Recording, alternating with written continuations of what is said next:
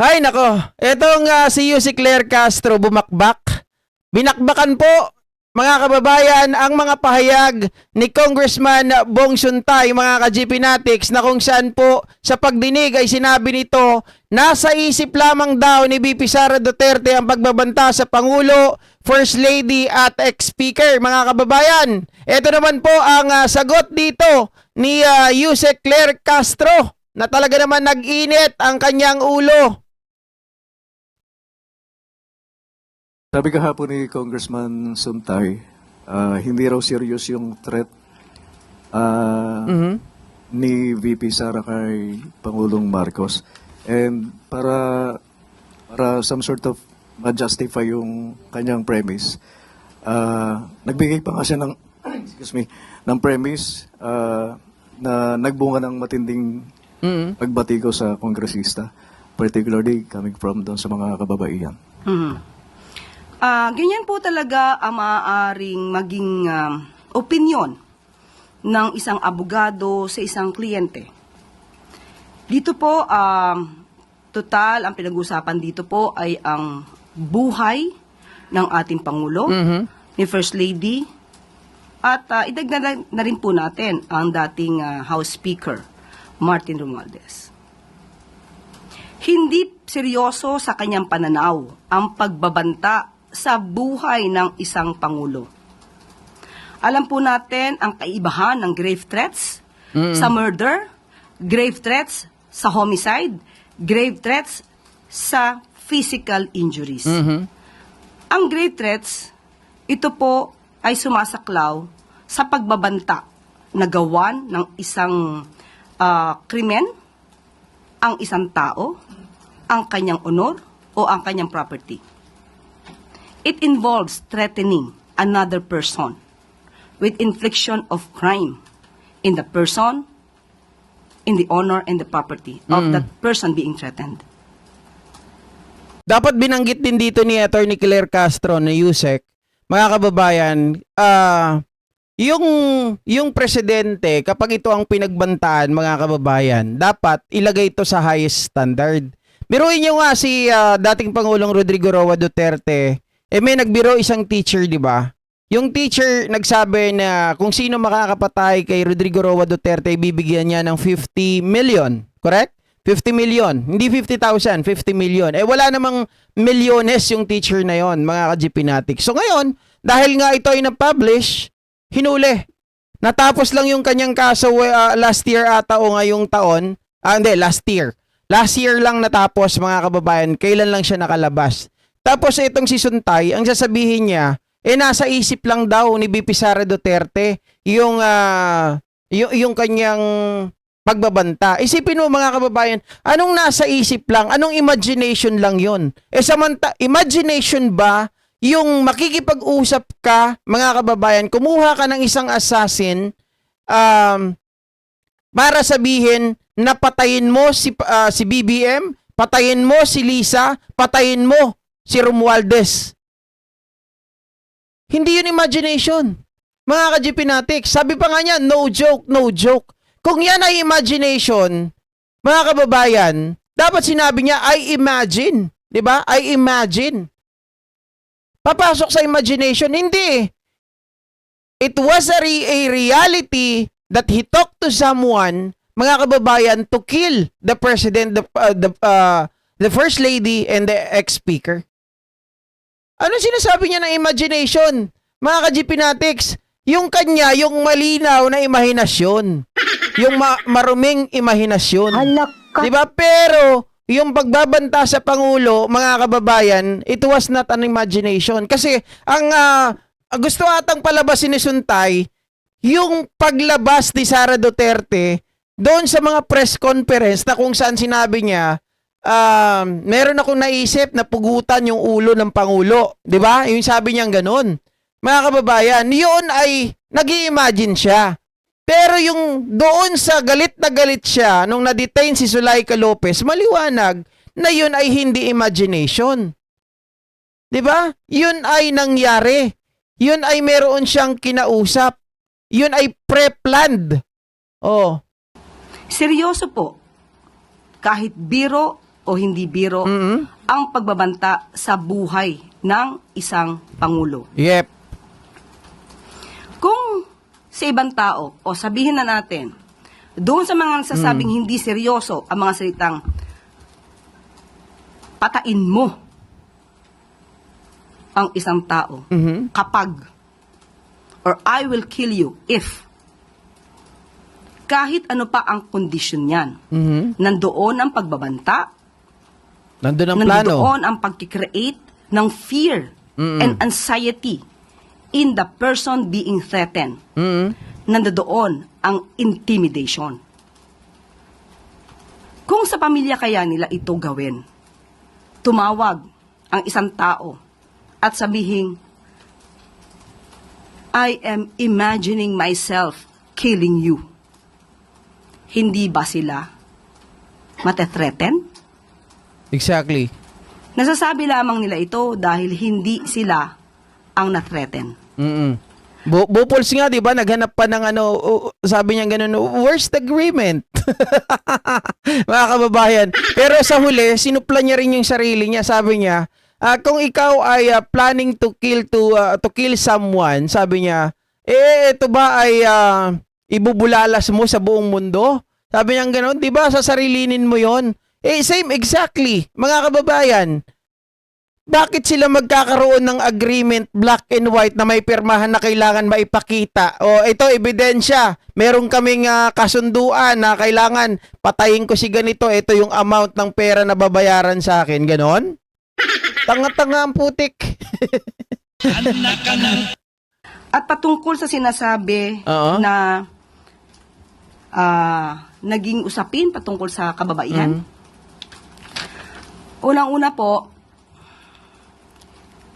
ang pag-i-imagine o pagpapantasya sa isang babae. Kung ito'y nasa isip lamang, hindi natin masasabing ito'y krimen dahil hindi ito na isisiwalat. Correct. Kasi nasa isip mo lang, di ba? Pero once ito ay ibinuka mo na, mga kababayan, sa publiko, maraming nakakapanood, maraming nakakakita, mga kababayan, ito ay sinapubliko mo na. Di ba? Nasa puso, nasa utak ng isang lalaki. Pero pag ito'y ibinulalas niya at ipinagmalaki sa publiko ang kanyang pagpapantasya sa isang babae, this is definitely a sexual innuendo. Hindi po ito masasabing walang krimen. The mere fact na sinabi niya to in public, to the public, pertaining to a particular person, it is already covered by Safe Spaces Act. So, hindi pwedeng sabihin na walang krimen kung ito'y ibinulalas at ipinagmalaki pa sa publiko ang isang pagpapantasya sa isang babae. Yusek, bilang babae ba na-offend kaya?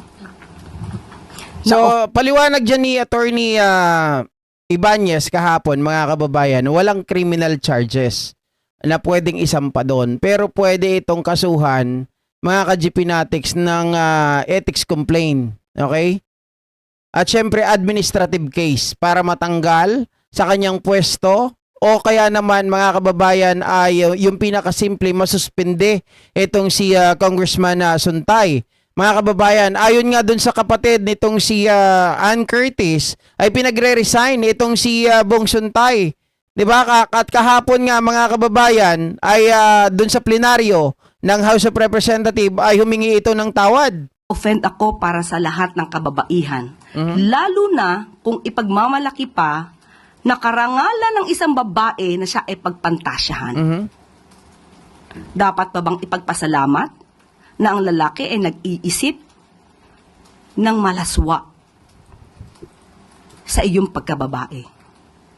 Nagkataon lamang siguro na siya ay nakasuot ng isang suit, nakaharap sa isang mic, at may titulo bago sa kanyang pangalan.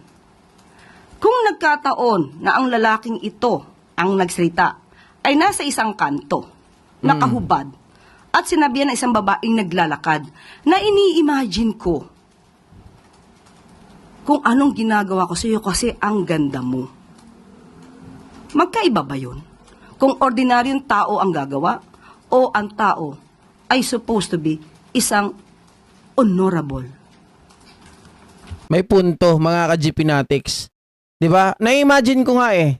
Halimbawa, ako na lang magsabi dun sa isang babae, sexy. 'Di ba? Meron ng anti-bastos law na baka yung babae, mga kababayan, dumaan sa harap mo, kita yung cleavage, 'di ba? Super sexy, ang puti-puti, ang ganda. Sinitsitan mo pa lang. Ganun ka, 'di ba? Mga ka-GPnatics. Baka hindi lang sampal ang aabutin mo. Baka mamaya ay kinasuhan ka na. 'Di ba? Baka kinasuhan ko na. Ito yung sinasabi niya, paano kung hindi ka kaya may title bago sa pangalan mo? Kung hindi ka kaya nakaupo dyan sa mesa mo? At kung hindi ka nakaharap dyan sa harap ng mic? At hindi ka nakabarong, hindi ka nakasuot ng ganyan? Paano pag pangkaraniwang tao ka lang? 'Di ba? So dapat, lalo na ikaw, abogado ka, kongresista ka, public servant ka, dapat you should act in a professional way at all times. Dapat makita yung pagiging professional mo sa lahat ng pagkakataon. Yung dignity mo, yung respeto mo, hindi lang sa kababaihan, maging sa lahat ng nakakasalamuha mo. Lalo na sa kababaihan. 'Di ba? Salamat po, Yosek. Saan po na tanong? Marisa Narili, TV5. Yusek, follow-up.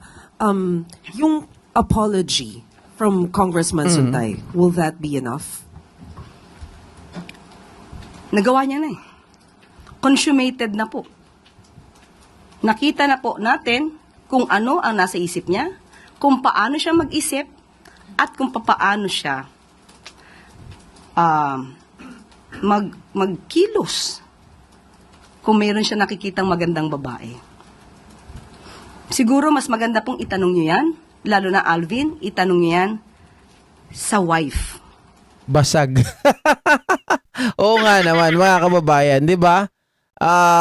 Syempre, iba pa rin yung kapag sarili mong asawa, yung nakarinig nun, tapos mga ka-GPnatics, ano ba magiging reaksyon ng asawa mo? Kung yung pangkaraniwang tao, pangkaraniwang babae, nagagalit dun sa sexy remarks mo, 'di ba? Paano pa kaya yung asawa mo? Not unless, mga kababayan, yung asawa mo ay walang pakialam sa'yo. 'Di ba? Wala ka talagang maririnig doon. Pero bilang babae, dapat yung asawa niya ay makaramdam din ng pagkapahiya, lalong-lalo na yung kanyang mga anak. Ni Congressman Suntay. Oh. Saan po nakatanungan? Ivan Mayri na GMA7. Balikan ko lang po yung nagaganap na hearing. Ikalawang araw po ngayon ng Justice Committee hearing on the determination of sufficiency in substance. Have you had the chance to talk to the President on his thoughts sa itinatakbo ng proceedings sa Justice Committee? Hindi po namin ngayon napag-usapan personally dahil kahapon po nakita niyo po kung gaano po ka-busy po. Nagkaroon po talaga ng special cabinet meeting as early as 9 o'clock in the morning kahapon. At yung pong pagpapatawag ng Pangulo na isang press con ay biglaan din po yun dahil kinakailangan niya pong mag-ulat sa ating mga kababayan. So sa ngayon po ay hindi po namin napag-uusapan ang patungkol sa hearing sa Committee on Justice regarding sa impeachment complaint laban kay Vice Presidente. Sabi sa akin nung nagtatanong kahapon, bakit daw sa dami ng pwedeng ihalimbawa ng desire para pumatay, desire ng katawan ang inexplain at ginawang analogy nitong si Bong Suntay. Hindi ko alam sa kanya, sagot niya yun eh. Pero ang sa akin, sa totoo lang, tama kayo, maraming halimbawa, 'di ba? Desire ng pagpatay, desire para makuha mo yung pwesto sa gobyerno. Pero yung sa kanya, mga kababayan, sa babae na punta, desire ng pagnanasa. 'Di ba? Ibig sabihin, mga ka-GPnatics, etong si Bong Suntay, hindi ko alam kung nag-iisip pa ba siya o talagang malaki lang talaga yung utang na loob niya kay Sara Duterte, kaya hindi na siya nakapag-isip ng tama.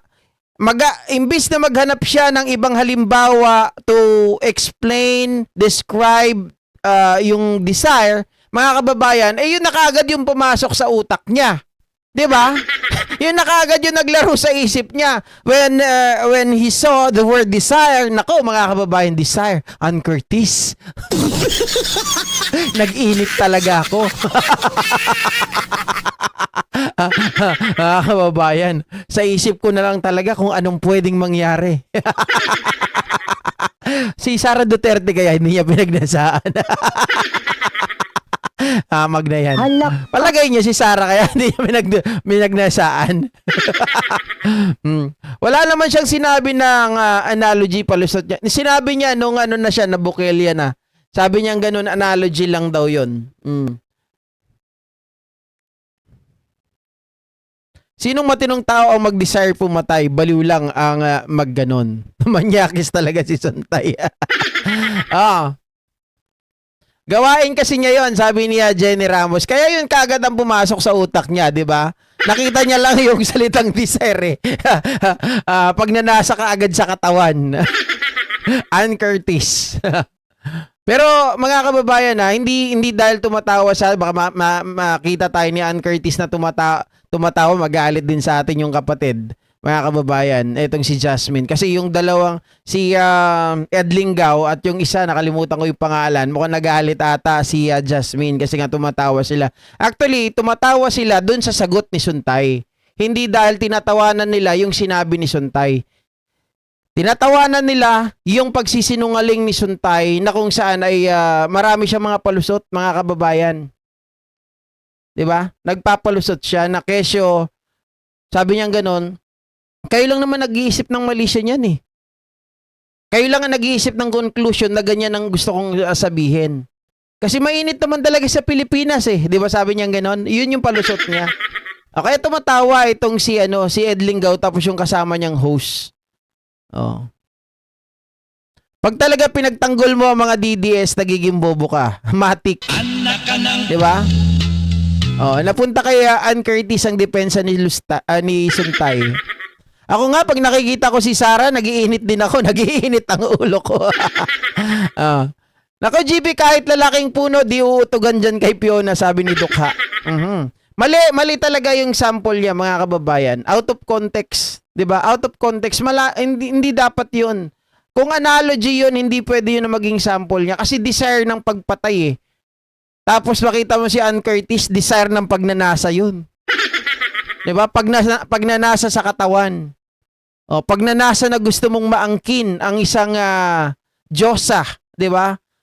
Ang usapan, pagnanasa na gustong patayin, kitla ng buhay ang Pangulo, napunta sa pagnanasa sa katawan. Marunong ang Diyos ka, GP, ang naisagot ni Suntay na yon, parusa sa kanya sa kapapanig niya sa mali. Correct. Ako't palagay ko kaya yun ang pinasok sa utak niya para nang sa ganon, mga kababayan, ay may bulalas yung tinatago ni Suntay. At yan ang kanyang karma. Okay?